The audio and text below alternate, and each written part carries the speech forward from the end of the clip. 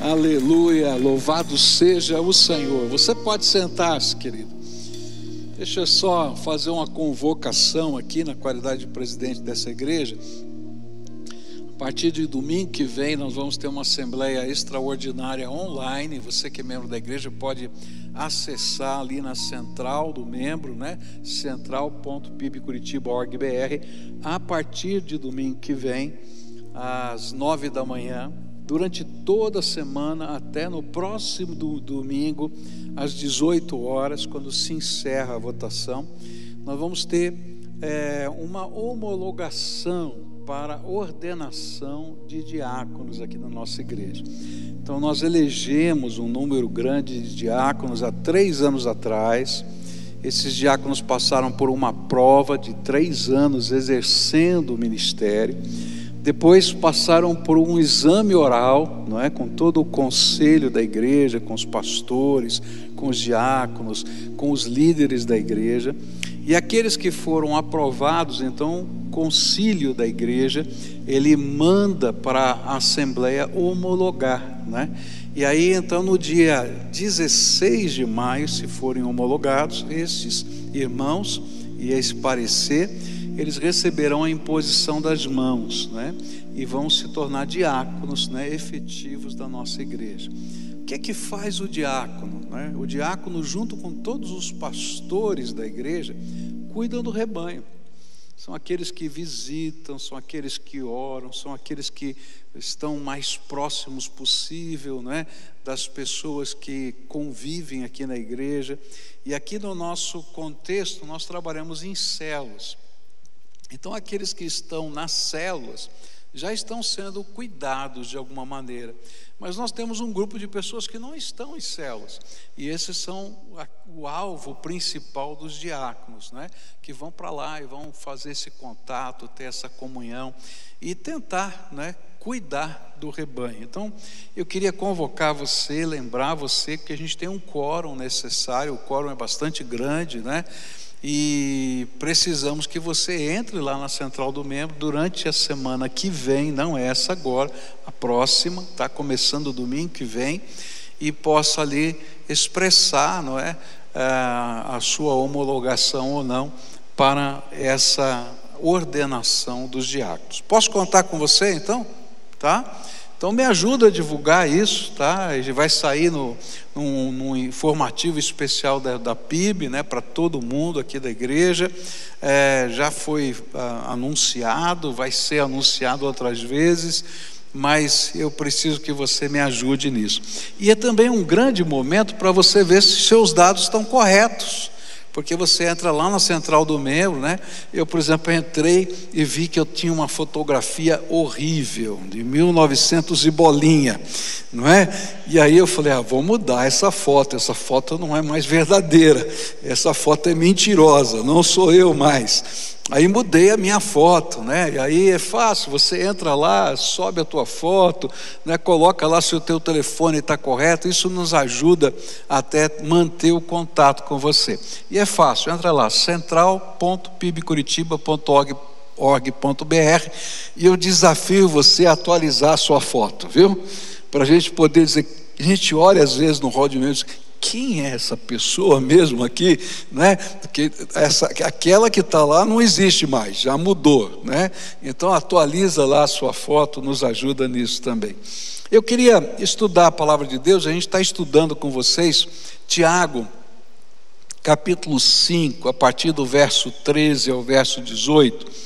E nós temos estudado esse texto na perspectiva das várias modalidades, vários tipos de oração que Tiago vai ensinando para a igreja.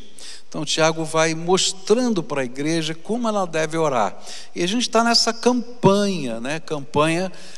Orações mudam histórias. E cada vez que a gente está olhando aqui esse texto, a gente está olhando como a nossa oração pode ser mais efetiva. E hoje eu quero estudar os versículos 14 e 15. Quero começar estudando os versículos 14 e 15 desse texto. Então, Tiago, capítulo 5, versículos 14 e 15, onde a palavra do Senhor diz assim: se algum de vocês estiver doente, que chame os presbíteros da igreja para que façam oração e ponham azeite na cabeça dessa pessoa em nome do Senhor. E essa oração feita com fé salvará a pessoa doente, e o Senhor lhe dará saúde e perdoará os pecados que tiver cometido. Vamos orar? Pai querido, no meio de uma pandemia como a gente está vivendo, é tão difícil ler e compreender essa palavra, especialmente quando tantas pessoas têm buscado a Tua face e têm pedido ao Senhor a manifestação de cura, e algumas são atendidas e outras não, e a gente fica pensando: Senhor, o que há de errado? Por que alguns são atendidos e outros não são atendidos? Porque parece, Pai, que algumas orações chegam até a Tua presença e outras parecem que não chegam à Tua presença. E nesta hora, Pai, quando vamos estudar a Tua palavra, eu quero Te pedir, esclarece, Pai, primeiro as dúvidas do coração. Depois, Pai, eu quero Te pedir que o Senhor trabalhe a nossa alma para que possamos viver fé. Fé de uma maneira, Senhor, incondicional, na confiança plena da Tua bondade e na certeza de que o Senhor tem um plano eterno para cada um de nós. E eu quero Te pedir que nessa hora o Teu Espírito se movimente aqui nesse lugar, mas também se movimente em tantos outros lugares onde essa palavra estará sendo anunciada através dos meios de comunicação. E que cada um ali, Senhor, quando estiver ouvindo, quando estiver vendo, quando estiver meditando, seja visitado pelo Teu Espírito Santo. Ó Pai, nós cantamos uma oração de bênção, lemos, Senhor, um texto que fala que o Teu Espírito está sobre nós, e nessa hora eu quero pedir exatamente isso, que o Teu Espírito se derrame profusamente sobre nós. É aquilo que oramos em nome de Jesus. Amém e amém. Essa modalidade de oração descrita aqui como sendo oração da fé, é interessante isso, né? Porque Tiago chama a oração pela cura como oração da fé. E ela é uma oração da fé para a cura dos enfermos. E é interessante notar que uma das características da igreja primitiva era a cura. A cura fazia parte do culto, fazia parte do dia a dia da igreja primitiva. E isso ficava claro na missão que Jesus tinha dado aos seus discípulos. Se a gente olhar lá para Mateus capítulo 10, versículos 7 e 8, Jesus deu a seguinte ordem: por onde forem, preguem esta mensagem: o reino dos céus está próximo. Curem os enfermos, ressuscitem os mortos, purifiquem os leprosos, expulsem os demônios. Vocês receberam de graça e deem também de graça. O que Jesus estava ensinando nessas palavras aos seus discípulos, e o que Tiago está tentando ensinar para a gente e nesse texto sobre a oração da fé? A primeira coisa que a gente precisa compreender quando a gente estuda esse texto é que as doenças que estão sobre nós, elas têm várias origens diferentes, né? É claro que hoje eu posso dizer, isso aqui é o coronavírus, aquele lá é o outro vírus, esse aqui é uma bactéria e etc. Mas do ponto de vista espiritual, a Bíblia vai ensinar que as doenças, elas estão ligadas a várias origens diferentes. A primeira dessas origens, a Bíblia vai dizer, é que o estado, não o pecado como ato, mas o estado de pecado gerou na humanidade a morte. Lembra lá de Gênesis capítulo 3? Lá no livro de Gênesis, quando o Senhor disse, não é, para Adão e para Eva: olha, do dia que vocês comerem do fruto, não é, desta árvore, da ciência do bem e do mal, não é, vocês certamente vão morrer. E aquilo não significava que o fruto era venenoso no sentido de comer e imediatamente morrer, mas no sentido de que a morte entraria no DNA do ser humano. Então, toda forma de doença ou morte tem a sua origem primária naquela desobediência lá de Gênesis. E aí o nosso corpo entrou em decadência. E essa é a primeira questão. Por que a gente fica doente? Porque um dia eu e você vamos morrer. E mesmo que haja cura divina, não é? Eu sou curado de uma coisa hoje, eu vou morrer amanhã de alguma coisa. Não sei se disso mesmo ou de outra coisa, não é? Por quê? Porque dentro de mim, tá, existe uma degeneração do meu corpo. E esse corpo, enquanto ele não for transformado, enquanto ele não for ressuscitado, ou se Jesus voltar antes e a gente puder ver a volta dele, e ele não for transformado, ele está em decadência. E eu não preciso provar isso para você, basta você olhar a sua foto que você tem que mudar lá no nosso banco de dados, né? Que você vai perceber que você está em decadência, né? Eu estava com uma foto lá de 1900 e bolinha, né? Todos os cabelos pretos, né? Olha, né? Uma mentira, não tem nenhum mais, né? Então a gente está vendo a decadência da gente. E aqui tem uma coisa tremenda. Mesmo Lázaro, que foi ressuscitado dentre os mortos, morreu de novo. Por quê? Porque essa decadência, ela só vai ser retirada da humanidade no dia da volta do Senhor Jesus. E aí então é a primeira questão que a gente tem que entender sobre cura, é que toda cura que vier sobre nós será temporária. Porque a cura definitiva e final, onde o nosso corpo não vai padecer mais de nenhuma dor, de nenhum sofrimento, é isso que a Bíblia ensina, ela só vai acontecer quando o Senhor Jesus Cristo voltar. Porém, o Senhor permite que em determinados momentos, esse ciclo natural de decadência seja interrompido como um sinal da glória de Deus, como um primeiro fruto. Sabe aquele quando você vai numa plantação, num pomar, não é?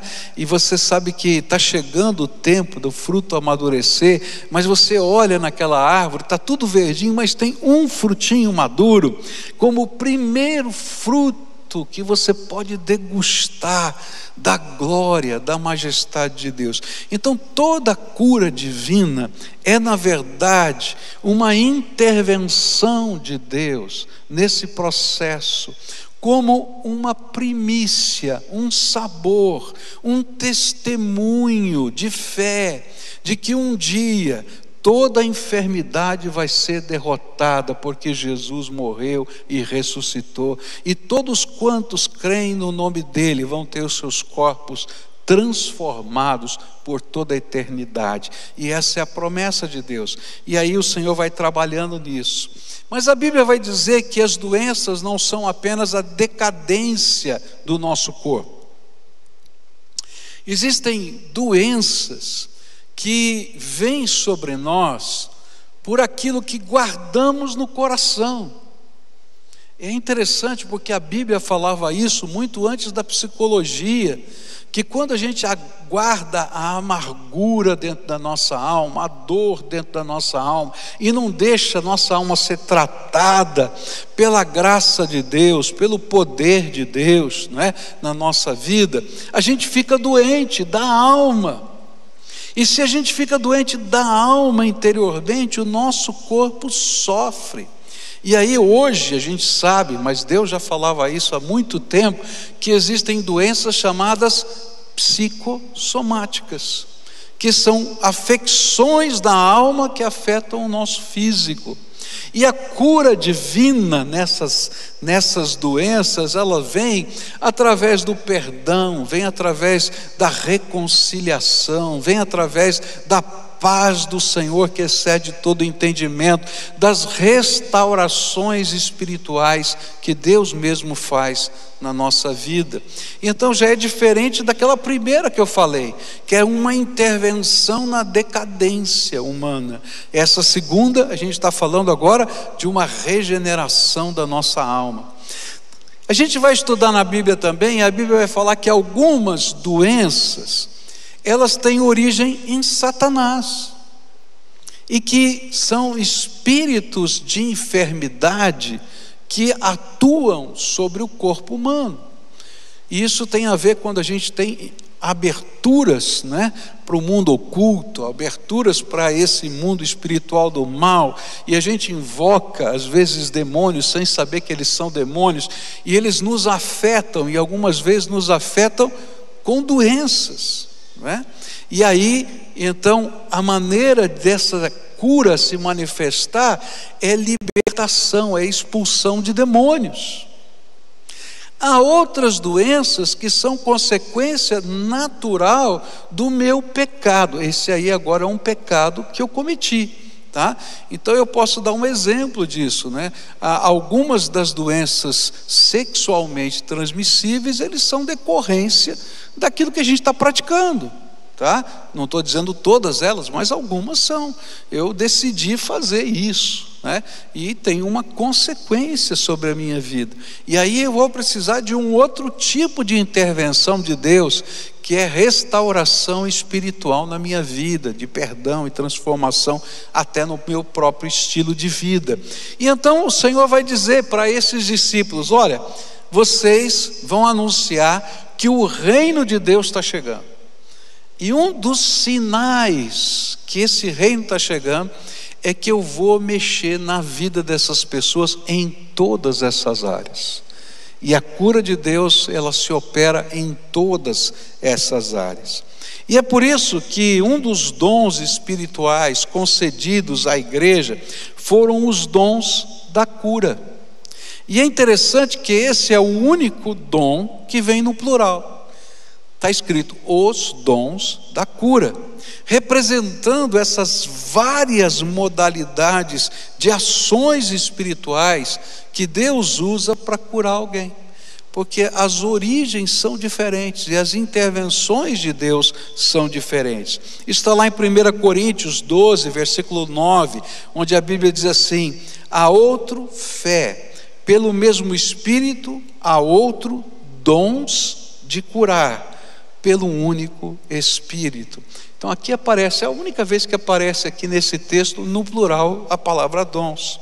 Assim, orar pela cura é algo natural para o cristão, porque nós cremos que Deus é capaz de intervir em qualquer circunstância da nossa vida, e que Ele pode reverter qualquer circunstância na nossa vida. E isso nós herdamos como tradição do judaísmo. Quando um judeu estava doente, e esse texto aqui de Tiago, ele é um retrato disso. Quando um judeu estava doente, antes dele procurar um médico, ele procurava o rabino.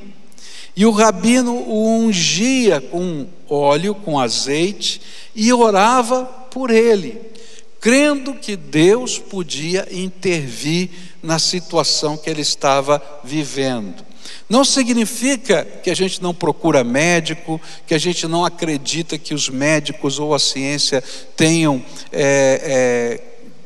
sabedoria de Deus para poder trabalhar conosco, porque uma das coisas tremendas que a gente vai aprender é que Deus é que está concedendo essa sabedoria e esse acumular do conhecimento para que haja menos sofrimento na terra.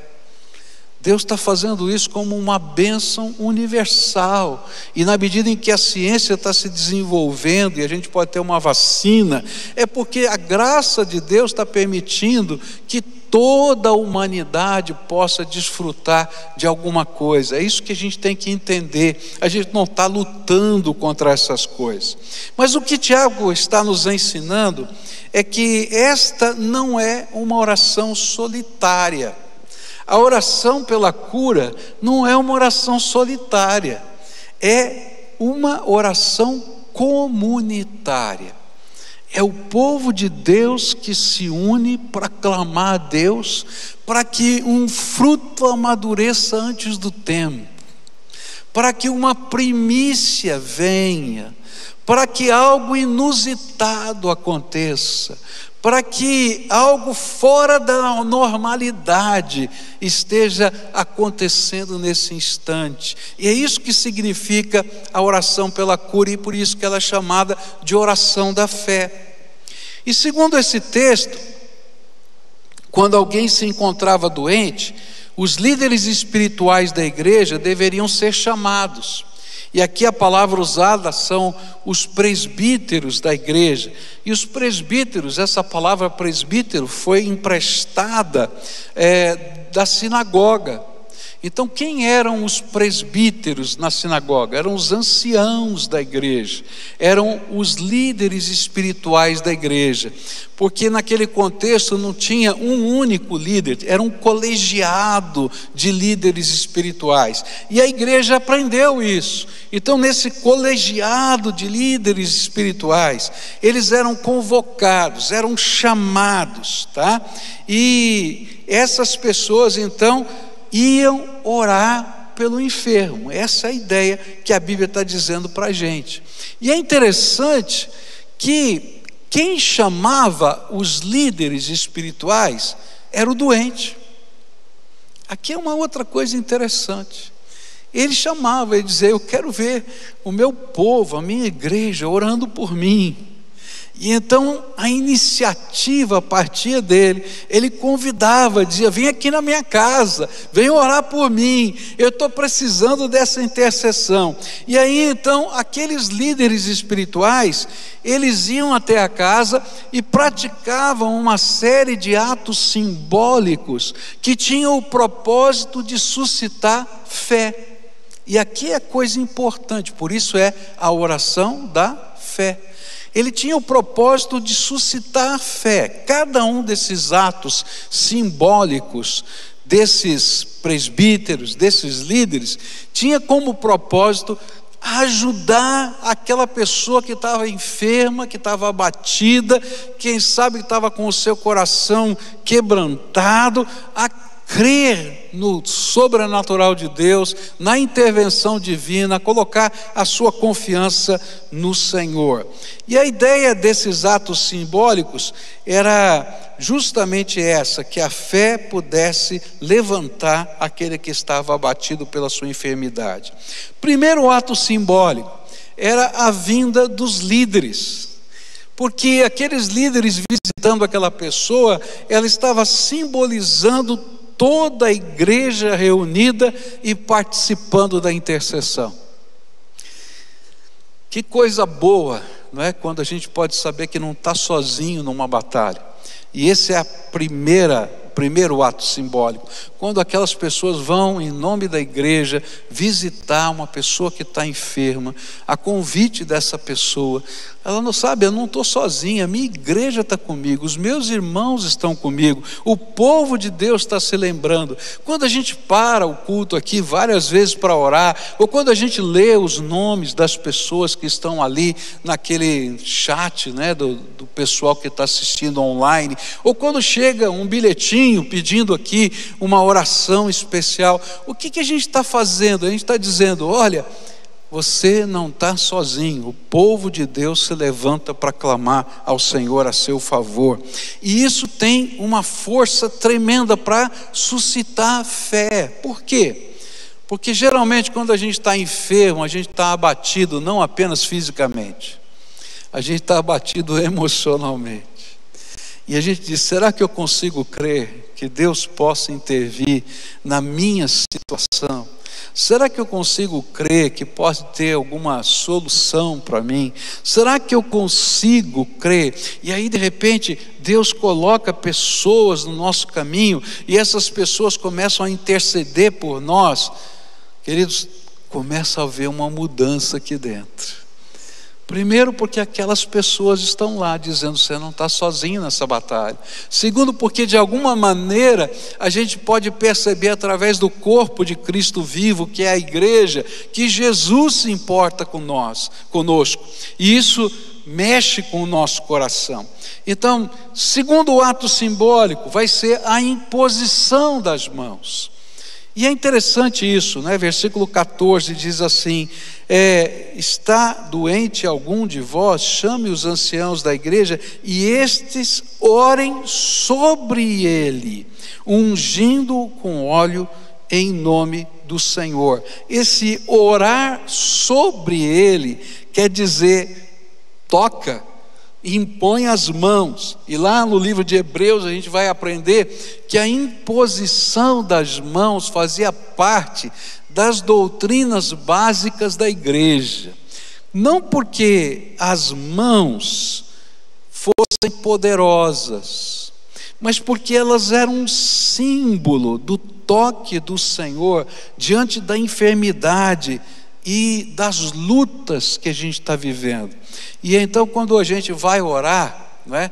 Eu sei que agora a gente não pode fazer isso, nesse instante a gente não pode fazer isso, porque a gente não pode tocar, não é? Mas quando a gente ora, a gente impõe as mãos, porque o toque é muito importante. Essa semana eu estava vendo uma notícia que você deve ter visto também, de uma enfermeira de UTI que queria de alguma maneira confortar aqueles que estavam entubados. E você sabe que quem está entubado está anestesiado, ele está, vamos dizer assim, num coma induzido, quase isso, não é bem isso, mas quase isso. Mas ela sabia que aquelas pessoas precisavam de algo mais para poder se recuperar. Então ela teve uma ideia, essa enfermeira pegou luvas cirúrgicas, encheu de água quente, e amarrou as pontas dos dedos e amarrou o punho de tal maneira que as mãos estivessem entrelaçadas com a do doente. E aí o repórter perguntou para alguém que havia saído da intubação: você sentiu a luva? O que você imaginou? Olha, eu senti que alguém estava comigo, que estava segurando a minha mão. E isso, o que deu em você? Me confortou, me animou. E eu fiquei pensando: olha só, que sabedoria de Deus quando manda a gente orar pelas pessoas impondo as mãos, porque o toque é importantíssimo. De saber que apenas a gente não é distante, não está longe, mas de alguma maneira fomos tocados, abençoados, revestidos de alguma maneira de graça, não porque tenha poder na nossa mão, mas porque daquele momento nós representamos as mãos de Jesus que tocam, porque nós somos o corpo vivo do Senhor Jesus. E a importância do toque é justamente suscitar a fé. Você não está sozinho, nós estamos aqui, o corpo espiritual está aqui, e nós estamos manifestando amor, intercessão, cuidado para com você. Nossa mão não tem poder, mas elas são, apesar de carne e osso, elas são símbolos das mãos do Senhor Jesus nessa terra, a nos tocar com a sua graça. Outro ato simbólico que Tiago fala para a gente praticar é a unção com óleo. E muitos têm discutido sobre a unção com óleo. Então, vários autores que comentam esse texto defendem que o óleo representava naqueles dias o uso dos recursos da medicina de então. Tanto que o médico grego Galeno chamava o óleo de o melhor de todos os remédios. Então havia esse conceito naquele tempo. Mas eu tenho muita dificuldade em crer nesse tipo de interpretação, especialmente porque A carta de Tiago está cheia de hebraísmos, ela representa o jeito de pensar hebreu, ainda que esteja escrito na língua grega. E na verdade, Tiago era o líder da igreja de Jerusalém, onde se concentrava a expressão mais judaica da fé. E no contexto judaico, a unção com óleo nunca fora somente um remédio. A unção com óleo, no conceito hebraico, esse óleo era uma espécie de perfume feito com azeite e algumas essências. Então, se você olhar lá no livro de Levítico, você vai aprender a como fazer o óleo da unção. Vai pegar o azeite de oliva, vai amassar umas ervas tais e quais, de tal maneira que ele ficava um perfume. Essa era a ideia. Esse perfume era usado também nas cerimônias religiosas, especialmente na unção do rei, do sacerdote e dos profetas. Algumas pessoas dizem: pastor, isso aqui não dá para a gente seguir, porque existem duas palavras gregas para unção, e a que é usada aqui não é a mais comum usada na língua grega para unção cerimonial, né? Porém, se você lê a Septuaginta, que é a tradução para a língua grega, tá, da Bíblia hebraica, quando se fala da unção dos sacerdotes, lá em Números, quando fala de atos cerimoniais no livro de Gênesis, e outros textos da Bíblia mais antigos, é a mesma palavrinha que está aqui em Tiago.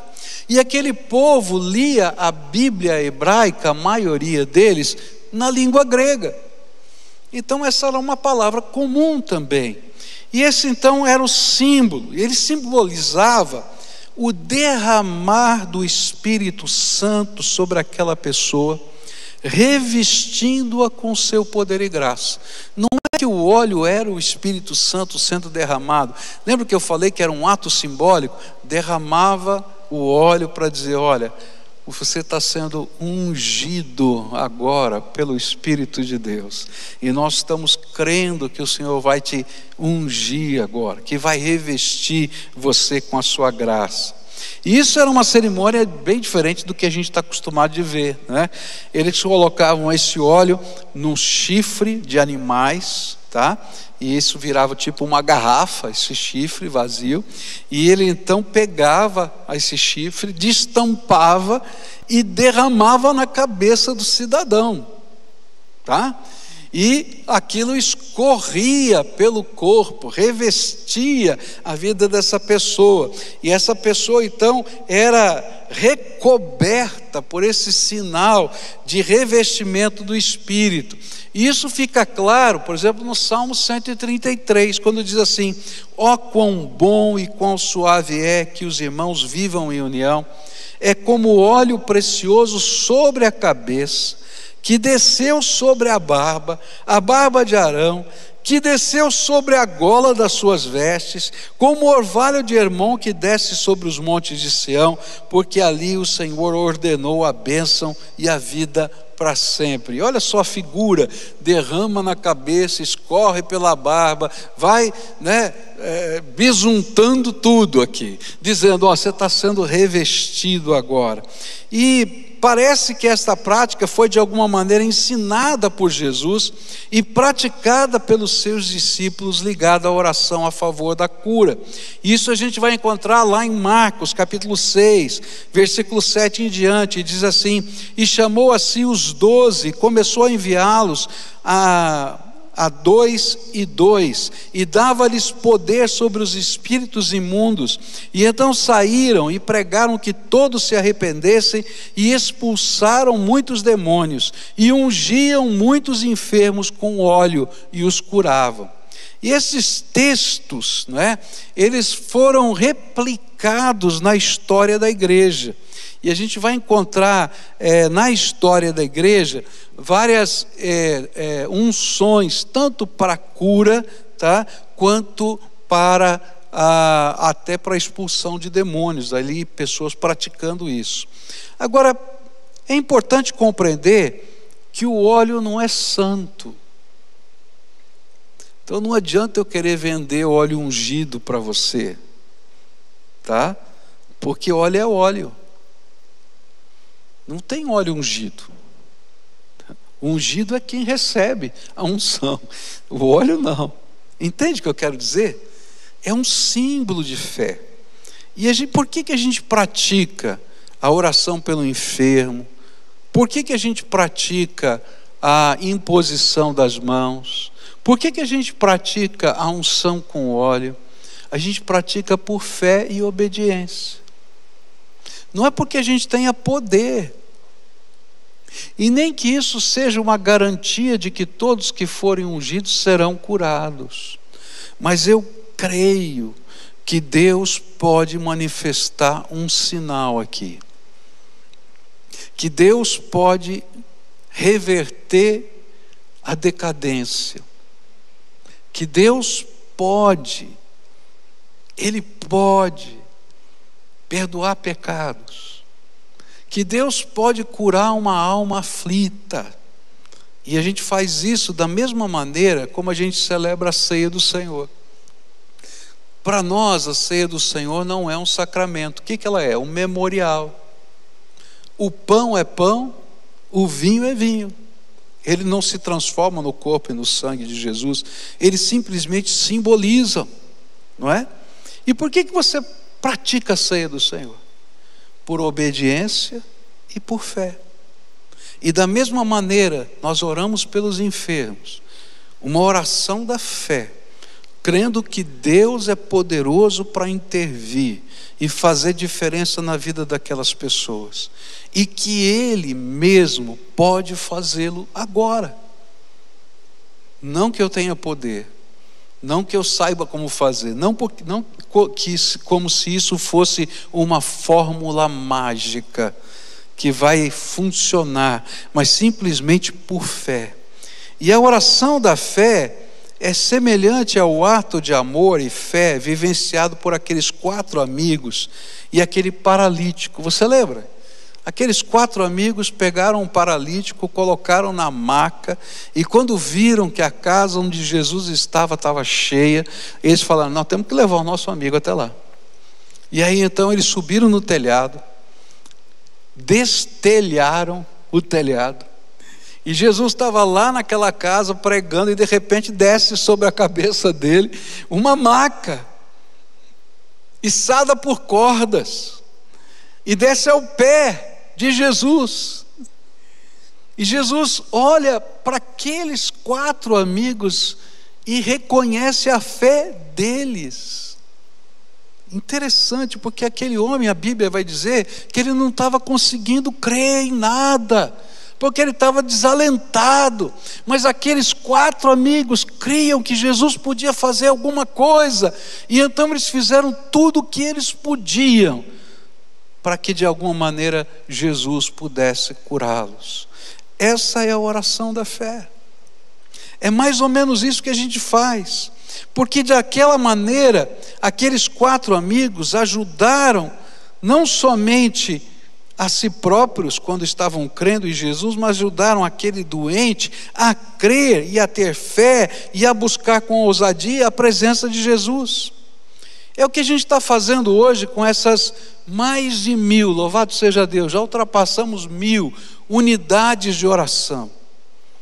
O que a gente está fazendo? Eu não tenho poder, você não tem poder, mas quando eu me reúno com mais 4, com mais 5 pessoas, eu estou dizendo: Jesus, nós cremos que todo o poder no céu e na terra está nas tuas mãos. Nós cremos que apesar da nossa vida, do nosso DNA, do nosso corpo, vai chegar a morte, o Senhor pode intervir agora e acrescentar alguns anos de vida à nossa vida. Nós cremos no poder que o Senhor tem para intervir, para fazer diferença na nossa história. E aí nós estamos clamando: Senhor, abençoa fulano, Senhor, abençoa Beltrano, Senhor, faz a tua obra, visita agora. E o interessante é que alguns são curados. E alguns são curados de maneiras extraordinárias que a gente não consegue nem explicar, que a ciência não consegue explicar, que os exames mostram que foi feito um milagre, e a gente tem marcas disso nessa igreja, não é? A gente tem aqui, por exemplo, o pastor Paulo Davi tinha um problema seríssimo na vista, estava ficando cego, os exames dele estavam demonstrando isso, e num culto na igreja, no meio do louvor, ele sentiu a visitação do Espírito, e ele falou de púlpito: eu sei que hoje eu fui curado, porque o Espírito Santo me tocou, e eu senti como um fogo nos meus olhos. Eu vou voltar a fazer todos os meus exames essa semana. E ele voltou a fazer todos os exames, e na semana seguinte ele trouxe, pôs lá para a gente ver os de antes e os de depois, e a única coisa que tinha mudado foi aquela visitação do Espírito de Deus, como tantos outros, em tantas circunstâncias diferentes, porque esses são primícias, sinais de Deus, que a gente pode clamar, que a gente pode pedir, que a gente pode orar, que a gente pode buscar a sua face, e que Deus pode intervir. E se Ele pode intervir, então eu vou bater na porta da graça, e vou bater com ousadia, e vou clamar com intensidade de alma, e é disso que a palavra de Deus está falando. Por quê? Porque essa oração da fé representa também o testemunho da igreja, através de homens e mulheres espirituais, de que cremos que pela fé Jesus tem poder para salvar, perdoar pecados e curar. E não importa quais sejam os motivos da enfermidade, falência do corpo, doenças psicossomáticas, demônios ou pecados, Jesus pode curar. E a oração da fé pode salvar o doente. É isso que a Bíblia diz. Naturalmente, a ideia é de cura. Mas também nós podemos entender que a fé, quando aplicada ao nosso coração, e ela produz vida, e ela pode tocar o nosso corpo, mas ela pode transformar a nossa alma. E a gente vai aprender essas coisas tão tremendas da graça de Deus. Ontem eu ouvi um testemunho tão bonito, né, de um casal que está conosco aqui, de diáconos, né, e nesse testemunho eu fiquei tão impressionado com isso, quando esse irmão da nossa igreja, que nasceu no Japão, a mamãe dele se converte, né, do shintoísmo, do budismo para o cristianismo, e todo mundo acha que ela ficou louca. E quando ela fica enferma com um câncer, o seu filho fica tocado, né, desesperado, vendo que a mãe está morrendo, e aquela angústia vem sobre a sua alma, e ele então começa a ler a Bíblia a pedido da sua mamãe. E o interessante é o que Deus vai fazer na vida desse homem, porque a oração da fé foi da sua mãe, não para ser curada, mas para que o seu filho fosse salvo, e a bênção veio na salvação do seu filho. Hoje ele é diácono aqui da nossa igreja, louvado seja Deus por isso. E a gente vê tantos movimentos da graça de Deus acontecendo, porque a cura ela acontece não só no corpo, na alma, no espírito, né? Como a gente ouviu ontem o Michel falar, né? no pulmão, quando a gente está irado, né? E Deus vem e transforma o nosso respirar, nos nossos ouvidos que não são capazes de ouvir a voz do Espírito, não é? E nos nossos olhos que não são capazes de ver a mão de Deus. Então a cura de Deus se manifesta de muitas maneiras. Sei que nem todos serão curados, simplesmente porque o poder não emana de nós ou de nossas mãos. O poder emana do céu, das mãos do Senhor, e é Ele quem manifestará segundo os seus propósitos. E aqui é interessante isso. Quer você queira, quer não, e essa é uma coisa seríssima, graças a Deus que eu não sei, nem você sabe, mas o dia da sua morte já está marcado.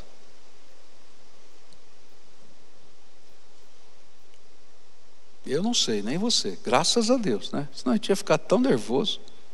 Deus é bom, né? Mas o dia que eu vou morrer, que você vai morrer, está marcado. Não é verdade?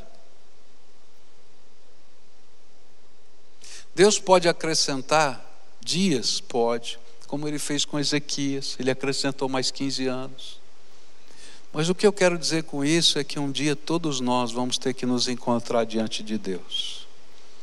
E é por isso que a Bíblia sempre vai dizer: prepara-te, ó Israel, para te encontrares com o Senhor teu Deus. E a maior de todas as curas é aquela que nunca pode ser tirada de nós. Porque qualquer cura que venha sobre o nosso corpo ou nossa alma, eu vou precisar de uma nova cura nos dias seguintes. Mas aquela que é a vida eterna, ela flui para toda a eternidade. Mas eu vou continuar orando por cura, por salvação e por transformação, até que Jesus volte. E coisas extraordinárias de Deus vão continuar acontecendo. Eu me lembro do testemunho do médico chamado James Foster. Ele pregou aqui nesta igreja. Ele é um médico missionário em Angola. E ele disse, gente, falando sobre esse texto, ele disse assim, gente, a gente só pode entender as manifestações de Deus como milagres e ponto. E aí ele contou, ele é um cirurgião, trabalha num hospital missionário em Angola, e nesse hospital missionário ele consultou uma senhora que tinha vindo de uma vila muito distante, e essa senhora tinha um tumor, e ele disse, olha, o tumor foi diagnosticado, foi marcado para fazer a cirurgia. Sabe o que é marcado? Quando você radiografa, coloca aquelas agulhinhas, né, para você fazer a cirurgia, e o tumor tinha o tamanho de um punho. E aí então ele mandou essa senhora dormir na casa onde estava sendo hospedada e voltar bem cedo de manhã no dia seguinte, onde ele iria fazer os preparativos para a cirurgia.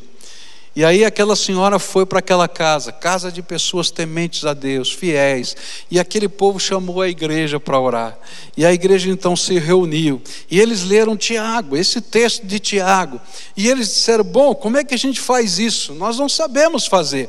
E alguém disse, bom, vamos fazer o que está escrito. Pegaram uma lata de óleo de cozinha, abriram a lata de óleo de cozinha, derramaram na cabeça da mulher, e oraram por ela. Bom, no dia seguinte aquela senhora foi para o hospital e o Dr. James Foster foi apalpá-la, e quando ele apalpou falou, está diferente. Apalpou de novo, está diferente. Aí mandou fazer todos os exames, e ele falou aqui do púlpito, aquele tumor do tamanho de um punho não existia mais, porque o Senhor colocou a sua mão. No entanto, eu opero todos os dias naquele hospital, mas Deus continua sendo poderoso para fazer o extraordinário. Nessa manhã eu vim aqui para dizer para você que eu creio num Deus todo-poderoso, Senhor dos céus e da terra, que eu creio que Ele é capaz de intervir. Tanto eu creio nisso, se você pegar os meus caderninhos de oração, eu oro todos os dias pela cura da minha esposa.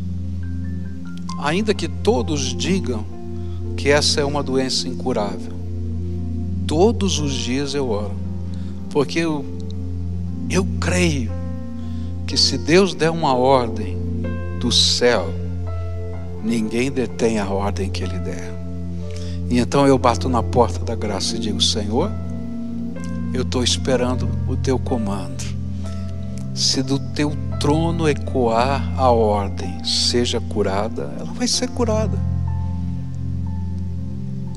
Eu creio que Deus pode fazer isso em qualquer pessoa, e não importa qual a origem de doença, da doença. Eu já vi gente sendo curada de doenças malignas, demoníacas, e de repente a gente foi lá e o Espírito Santo falou claramente, olha, essa doença não é doença, é ataque de Satanás.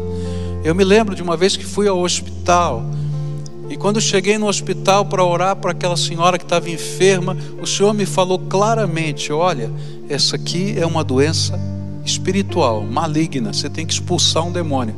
E eu falei, Senhor, o que eu faço agora? Eu vou expulsar demônio no hospital? Vão me mandar embora daqui. E ela pediu então para Deus, Senhor, manda ela para casa, e eu vou lá na casa dela orar por isso. Ela tinha um problema no coração, diagnosticado. E ela foi mandada para casa. E quando ela foi mandada para casa, eu disse para ela: olha, eu vim aqui porque lá no hospital o Espírito Santo me falou isso. E eu queria orar por você, por libertação.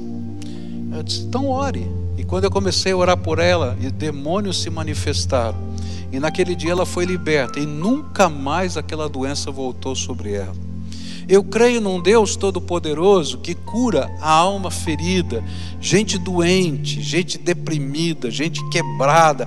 E o Espírito Santo vem e trata o coração, a alma, e a pessoa fica boa. Por quê? Porque a cura precisa vir da graça de Deus dentro da nossa vida. Eu já vi tantas situações diferentes, tantos momentos diferentes. Eu creio num Deus todo-poderoso. E eu queria orar por você nessa manhã. Primeiro, pela maior de todas as curas, porque qualquer outra cura, talvez você tenha uma outra doença, mas essa Jesus disse que ninguém vai roubar de você, que é a vida eterna em Cristo Jesus. É quando Ele entra no nosso coração e se torna o Salvador da nossa vida, e ninguém pode. E outra coisa tremenda é que a partir desse dia Ele coloca o selo dele sobre nós, e a Bíblia diz que essa marca de propriedade impede que Satanás toque na nossa vida, porque nós somos propriedade exclusiva de Jesus Cristo. Quero orar por você nesse sentido, mas quero também orar pelos enfermos, porque eu creio que faz parte da missão da igreja orar pelos enfermos, interceder por eles, clamar a Deus pelos sinais da sua graça, por milagres, por coisas excepcionais que Deus vai fazer. E nesta hora eu queria começar primeiro orando pela salvação. Tem alguém aqui hoje que gostaria de entregar sua vida a Jesus como Senhor e Salvador, e o Espírito de Deus está dizendo: olha, você não conhece ainda o meu poder, você não conhece ainda a minha voz, você não conhece ainda como caminhar comigo, mas de hoje em diante eu quero habitar no seu coração e fazer diferença na sua vida. Há alguém aqui a quem o Espírito Santo está falando assim? Então eu vou pedir para você ficar de pé agora, para eu orar por você. Se o Espírito de Deus está tocando a sua alma nesse sentido. Isso, querido, graças a Deus. Tem mais alguém aqui a quem o Espírito Santo? Graças a Deus, filho, vamos orar, graças a Deus, tá? Tem mais alguém? Graças a Deus, graças a Deus, louvado seja Deus. Quero orar por vocês agora, pode ser? Senhor Jesus, esses teus filhos se colocaram em pé na tua presença, e eles estão pedindo uma coisa que só o Senhor pode fazer. Eu quero te pedir, Senhor, entra no coração deles e faz diferença na vida deles. Entra na casa deles e derrama a tua paz. Que o teu Espírito comece a ser o professor particular na vida deles, e que eles possam ter vida eterna, salvação eterna, não porque um pastor orou, mas porque Jesus entrou na vida deles. Faz isso na vida deles, é aquilo que eu clamo, em nome de Jesus. Amém e amém. Pode sentar, viu, queridos? Depois, no final, se você puder entrar naquele link ali, ó, preencher para mim com o seu celular, eu gostaria de conhecer você e acompanhar você, tá? Você me ajuda, entra lá naquele link, preenche e a gente vai estar junto com você. pibcuritiba.org.br/Jesus. Mas agora eu quero orar por enfermos. Você que está aqui conosco, que quem sabe você que está aí na sua casa. Eu creio num Deus de perto e de longe. Se não fosse a pandemia, eu ia chamar você aqui na frente, e eu tinha até preparado o óleo para trazer, mas aí eu fui aconselhado por Deus e por pessoas a não fazer isso, porque ia dar tanta confusão, né? Porque tem pessoas que não vão entender isso, vai criar tanta confusão. Então nós vamos fazer aquilo que Jesus ensinou, crendo, tá? Então, se você está vivendo uma situação de enfermidade, ou se você quer orar por alguém que está vivendo uma situação de enfermidade, então fica de pé agora, a gente vai orar por você, tá? E a gente vai clamar a Deus por isso, tá? Clama a Deus por isso, nós vamos clamar ao Senhor por isso. Lembra, não é a igreja que tem poder, não é o pastor que tem poder. Se eu tivesse poder, queridos, minha mulher já estava boa. Não é verdade? Vamos falar a verdade. O que a gente faz aqui? A gente crê no único que tem poder, o único que tem poder para intervir na nossa vida, Jesus. E a gente vai buscar a face dele, tá? Então agora, fala com Jesus. Qual é a doença que está te afligindo? Talvez alguns vão dizer: Senhor, meu coração está doído. Eu não consigo, Pai. Minha alma está machucada. Outros vão dizer: Senhor, eu não entendo o que está acontecendo. Outros ainda vão dizer: Senhor, toca aqui, nesse lugar do meu corpo que está enfermo. Ou então, Senhor, visita aquele meu amigo, aquele meu parente que está em tal lugar. E a gente vai clamar ao Senhor. E a gente vai levantar esse clamor agora.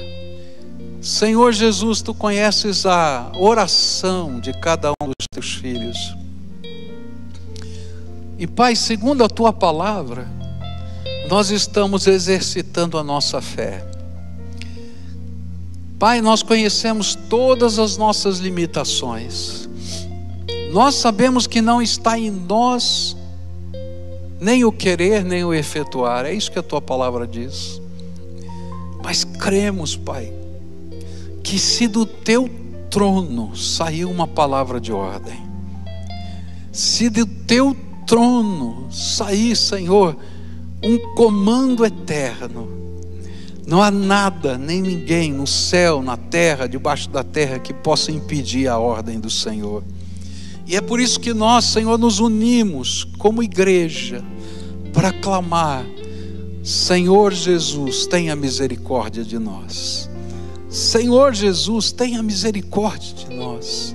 E nessa hora visita o Teu povo. Nessa hora visita o Teu povo. Ó Pai, olha para essas pessoas, para as lutas que elas estão vivendo, para as enfermidades que as tocam, que as consomem. Ó Senhor, põe a Tua mão de poder e dá, Senhor, os sinais da eternidade aqui entre nós. Senhor, permite a gente saborear esse primeiro fruto. Senhor, permite que a Tua glória se derrame sobre o Teu povo. Permita, Senhor, para que o Teu nome seja louvado e para que a gente possa publicar, Senhor, a todos os ventos, a todos os lugares, que o Senhor está vivo, todo-poderoso, e que o reino dos céus está chegando. Escuta, Deus, a nossa oração, porque nós estamos obedecendo a Tua palavra, aquilo que Jesus ensinou, aquilo que Tiago ensinou, aquilo que a igreja praticou, e nós estamos pela fé dizendo: vem, ó Espírito, e derrama-te sobre o Teu povo. É aquilo que oramos em nome de Jesus. Amém e amém. E quando você chegar na sua casa, tiver alguém doente, tá? Vai lá, coloca a mão, porque na sua casa você pode fazer, coloca a mão. Pega óleo de cozinha, vai lá, unge essa pessoa com óleo, coloca a tua mão e ora, porque você está fazendo exatamente o que a Bíblia ensinou. Pratica com fé e deixa que os sinais da glória de Deus se manifestem, tá bom? Adoremos ao Senhor.